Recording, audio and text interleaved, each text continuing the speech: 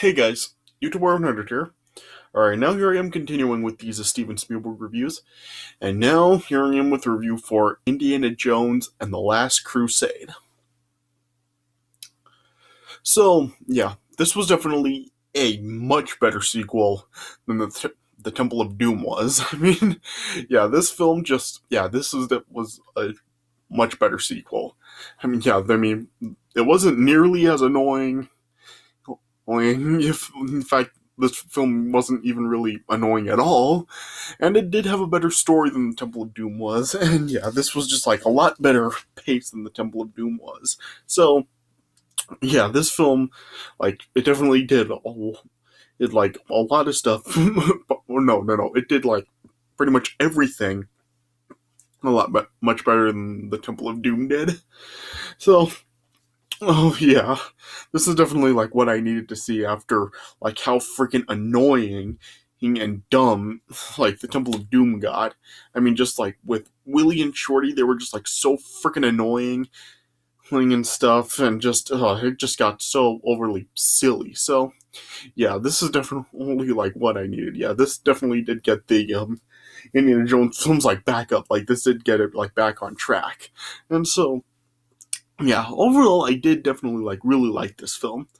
I think that this one may probably be my favorite Indiana Jones film. I don't know. Well, I think yeah, it's just a toss up between Raiders and this film. I really don't know like which one I really like better. Maybe I should like really just like watch both of them like back to back again and just decide which one that I truly do think is better. But yeah, I definitely did. It is like a toss up between both of the films, but yeah, definitely like really did like this film. So yeah, unlike Temple of Doom, how that was like technically like acting as a prequel to Raiders of the Lost Ark, this film actually is like a straight sequel, and it is like set after the events of Raiders of the Lost Ark. So yeah, we do like have a straight sequel for with this film. Yeah, and I do like what this film does. And plus, yeah, this film like it does like have like a pretty good cast to it. Of course, like Harrison Ford does reprise his role as Indiana Jones, and also John Rhys Davies returns to reprise his role as Sala from Raiders.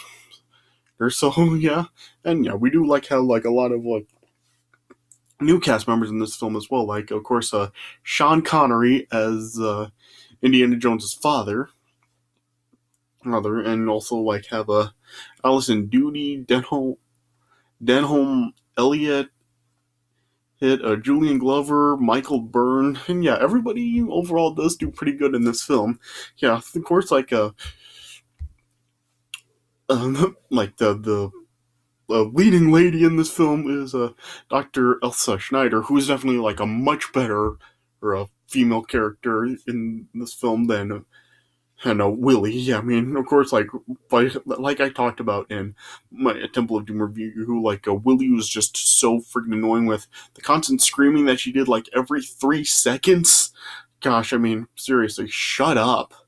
Yeah, so yeah, and luckily, like Dr. Schneider is definitely a huge step up from Willie. I'm not sure if I can really go as far to say that she's better than Marion, but yeah, definitely like a huge step up from Willie. Yeah, she is like really good in this film. Yeah, it seems that she is sort of like acting as another love interest for Indy, though. Yeah, eventually, like in this film, there is more to her than it seemed at first, which I will like explain in this review. Well, yeah. Yeah, and plus, yeah, there's also like Doctor Marcus Brody, who's like a colleague of Indy in this film, as well as a Walter Donovan, uh who is like a businessman who actually does like try. It seems that he's like working for working with Indy, but yeah, eventually like it is like revealed more about him as well. Hell, which I will get to in this review also. Yeah. And plus, yeah, and so yeah, and the film does actually have a pretty good story. Yeah, it's basically how yeah, this film is kind of like set like during like the whole yeah, it's set like in like 1938, and yeah, it's like during the time of like going at war with the Nazis and stuff. And so yeah, in this film, it's like yeah, Indy is like gets involved with the Nazis and he's fighting with them. So yeah, it actually is like a pretty good story to this, and plus yeah, what this is really the premise of this film, what it really is about is how Indy's father is missing, and he just like goes out to try and search for him as well as he also like the Nazis are also after like after a holy grail that is like learned about how Indy's father was like searching for the holy grail, and then the Nazis like capture him, and they're like actually looking for the holy grail, and it's eventually like at the end of this film it really is like shown like what the holy grail is actually for, and plus like how it's basically like what's really protecting the holy grail. And yeah, it actually does have kind of like an interesting twist on the Grail at the end of the film. So yeah, it is like a pretty interesting film, and yeah, like I said, I really did like the story for this film, and yeah, just yeah, definitely huge step up from Temple of Doom, and yeah, just yeah, Harrison Ford, he's still like really good as Indiana Jones, as well as Sean Connery as his father, and yeah, and pretty much everyone in this film really does do really good, and yeah, like I said, it's just like yeah, the cast isn't nearly as annoying as the cast in Temple of Doom was. So yeah, it's just yeah, thankfully, just because of how much of a redeemer this film was from Temple of Doom, I just like really have to really just praise this film more than probably I really should, just because like how freaking annoying Temple of Doom really was, and just how much I really just couldn't get into it. So yeah, this is definitely like a really good film. I would give this film a 3.5 stars out of 4. Yeah, definitely a very enjoyable film, and yeah, definitely like worth watching, especially like if you're like me and just like was really annoyed with the Temple of Doom. Yeah, this is definitely a better sequel. So yeah, definitely like check this film out if you have watched Temple of Doom and see just how much of a redemption this film really was for the franchise. All right, so oh, all right. So I think I've gone over this enough. So yeah, let me just talk about the premise of the film. All right. So the film actually opens up like kind of interestingly. This actually like opens up with a flashback as Indy as a teenager, and yeah, it kind of does like show a little bit of his backstory and origin of how he did become the archaeologist that he is. So you know, the film opens up with Indy as 13 years old, and while he's apparently like with a Boy Scout troop and horseback riding, he, as they're scouting caves, he like discovers that there are some robbers that like are trying to steal a golden crucifix that actually belonged to a Coronado, and yeah, he ended up like stealing it from them, and his intention was to like donate it to a museum. And then yeah, a chase ensued over it, and like spilled to like a circus train that was passing by. And then yeah, it's, like shows why Indy does have like his phobia of snakes, and how he did actually like acquire like the whip as his weapon. And yeah, and then yeah, he eventually escaped from the train and made it back home. But then like he was then confronted by the town sheriff, and then was like just still pretty much just ordered to like return the cross to the robbers. And then it showed that they just like immediately turned it over to a serious benefactor that was wearing a Panama hat. And then the leader of the robbers then just gave Indy his fedora hat as a token of his how impressed he was with Indy's bravery. So yeah, it showed like also how he did like get the hat as well. So yeah, I thought it was interesting to open the film up like that, just kind of like touching up on like a little bit of Indy's backstory and how he did like really acquire like all the stuff that he is known for, like with the whip and the fear of the snakes and the hat and everything. So I thought that was interesting to open the film up like that. Yeah. But then cut to 1938 as Indy like comes face to face with the Panama Hat again, and they're like fighting on a ship that was just off the Portuguese coast. And then eventually, then Indy then ended up recovering the cross on us back from Panama Hat, and then was able to escape the ship just right before it exploded.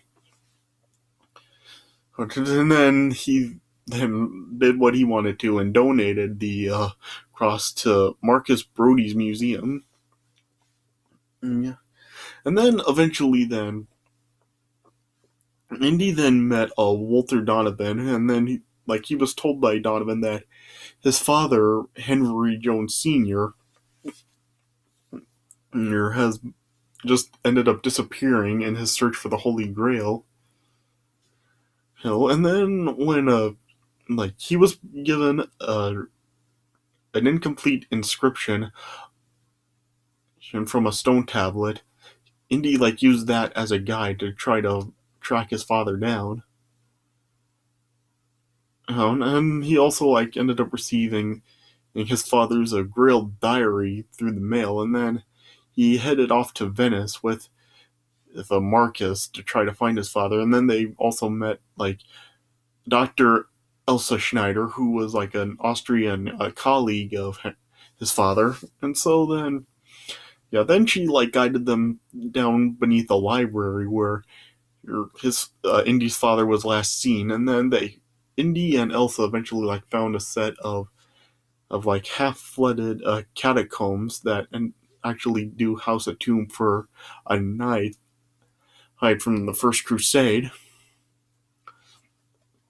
Right, and then it showed that there was a complete version of the inscription from the stone tablet that Indy's father used, and then it also ended up revealing the location of the Grail. But then once the Brotherhood of the Cruciform Sword then discovered Indy and Elsa as well as Marcus were there, then they ended up setting the catacombs aflame, and because they felt that Indy, Elsa, and Marcus were evildoers, and so of course their objective was just to protect the Grail from any intruders or evildoers. But Indy and Elsa were able to escape from the catacomb, and then they ended up capturing a member of the Brotherhood, Kazim. And then Indy told Kazim that he's not there for the Grail, that he's only trying to find his father. And then after that, Kazim then actually told Indy where his father was actually being held. And Marcus eventually revealed a map that was drawn by Indy's father of the route to the Grail, which actually does start in Alexandria. And then Indy then took the map out from the diary and then just gave it to Marcus for safekeeping. And Marcus then was sent by Indy to Iskenderun, which was actually built in the ruins of Alexandria, to a rendezvous with Sala. And then eventually Indy and Elsa then eventually arrived at a Nazi-controlled castle where Indy's father was being held. And then eventually Indy ended up finding his father. And as he was trying to help his father escape from the Nazis, it then showed Indy was able to take a rifle from the Nazis and was trying to use that to get the Nazis out of the way. But then once like one Nazi then was just like holding Elsa at gunpoint, it's just then just told made he just dropped the gun. But then yeah, it was then revealed that Elsa was actually working with the Nazis, and then she ended up like snatching the diary from Indy, and then it was also like revealed Donovan was also in cahoots with the Nazis as well. Hell, and then yeah, they were, and like of course they were just used Indy and his father to find the grill for them. I mean, it also showed like in Hatay, is that how it said? Yeah, Marcus ended up being captured as well as he was trying to find a Sala. Oh yeah, and then and yeah, then eventually, yeah, Indy and his father were able to escape from the castle, but then yeah, like Indy's father then just explained to him that the Grail was actually guarded by 3 booby traps, and the diary actually like contains clues that they need that are needed in order to pass through the booby traps safely. Yeah, and then eventually, like as Indy and his father then were infiltrating a book burning rally in Berlin, they ended up like recovering the diary from Elsa. And then it showed at one point Indy actually did come a face to face with Hitler, and Hitler then just like grabbed the diary and just like signed an autograph for Indy. So yeah, that was like a little bizarre seeing like Hitler sign autographs. I don't know if that's something that he actually did do for Nazis and stuff back in the day, but yeah, whatever. Yeah, and then yeah, eventually then once they then acquired the diary, they then like tried to board a zeppelin to leave Germany, but they like ended up being discovered by the Nazis, and then they were able to escape in a parasite biplane. Hmm. And then eventually, he in a had a yeah, I'm sorry, I'm not sure how to it's actually pronounced. Yeah, they eventually then met up with Sala, and as the Nazis were then like moving toward the Grill's location by using the map that Marcus had, and yeah, eventually Indy, his father, and Sala found the expedition and of the Nazis, and they were ambushed by the Brotherhood, and then eventually, like as Henry was trying to um, save Marcus, this eventually like well as he was trying to save him, the SS Colonel Ernst Vogel ended up like capturing Henry. Yeah, yeah, and then like in the battle of Kazim and his comrades ended up being killed off. Yeah, then yeah, Indy then like went after the tank on horseback, and he and Sala were able to save Henry and Marcus. But then yeah, Vogel then like fought with Indy, and then as the tank was like heading towards the edge of a cliff, if like Indy then like was just like escaped just like right before the tank went over, and then like Vogel of course ended up dying. And then eventually, then Indy, Henry, Marcus, and Sala eventually found the surviving Nazis that were led by Elsa and Donovan, and then they were able to actually find the temple where the Holy Grail was kept. But of course, like they were unable to pass because of the booby traps. And then, yeah, in order to get Indy to actually he uh, get them the Grail, they then Donovan ended up just mortally wounding Henry, and of course, like that just ended up like forcing Indy to risk going through the traps for the Grail, in order to use its healing power to save his father. So then, Indy then used the information in the diary to go through the traps and avoid them, and then he eventually ended up reaching the Grail's chamber, which like ended up being like guarded by a knight that was apparently like had been apparently being kept alive for 700 years due to the power of the Grail. And it's also like then it was like shown that the Grail was actually like hidden among like dozens of other false Grails, and then it was explained that only the actual Grail would grant eternal life, but like all the false ones, like if any of the false ones end up being drank, like, it would end up like killing the drinker.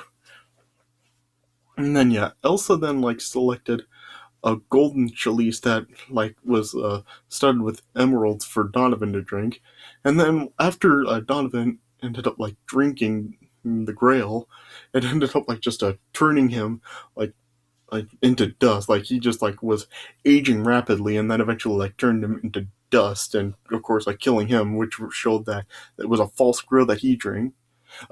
Yeah, and then Indy then ended up like choosing just a simple ceramic cup, and the knight told him that he had chosen wisely, but also like warned him the Holy Grail couldn't be taken beyond the temple's entrance.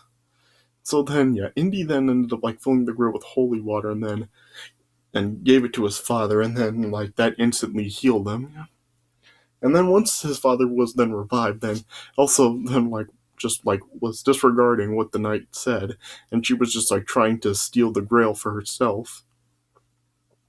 But then the temple then just ended up like started to collapse around them, and then the Grail ended up like falling into a chasm in the floor. And then Elsa then like was trying to reach after it. Indy was trying to save her. Like he was like holding on to her arm and hand as she was like dangling from the chasm, but it showed that she was still like trying to reach for the Grail, and then eventually like her hand ended up like falling while slipping out of the glove that she was wearing, and then that caused her to ended up plummeting to her death. And then after that, then like Indy then like tried to recover the Grail, and then but with some urging from his father, then and Indy then like just allowed his father to pull him back up without the Grail. And then Indy, his father, Marcus, and Sala were then able to escape the temple, and then they then just like rode off on horseback into the sunset, and then that's how the film ended. So like I said, 3.5 stars out of 4. Definitely a really good movie and a huge redeemer from Temple of Doom. I mean, just like I said at the start, just a much better story, no annoying characters. It's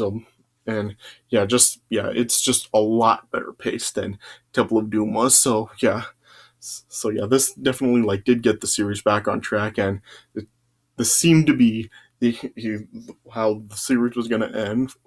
And after this, but of course, like 19 years later, it showed that wouldn't be the case. But I'm not gonna get to Kingdom of the Crystal Skull just yet. I'm gonna be like talking about some other Spielberg films, like several more, before I actually do get to Kingdom of the Crystal Skull. So that's gonna come that's still like a little bit of time away before I actually do get to Kingdom of the Crystal Skull. I'm going to go over like several other films before I actually do review Kingdom of the Crystal Skull. So that's going to come a lot later on. All right, but this is definitely like a really good film. If you haven't seen this before, if like Temple of Doom kind of turned you away due to like how silly and annoying it got, definitely check this film out, because this is definitely like a huge redeemer, like I said, from Temple of Doom. So check it out if you haven't seen it before. Alright, so I guess that's all I can really say about it. Alright, so this does it for my review of Indiana Jones and the Last Crusade. So I hope you guys did enjoy this review. So thanks for watching, and I'll see you guys later.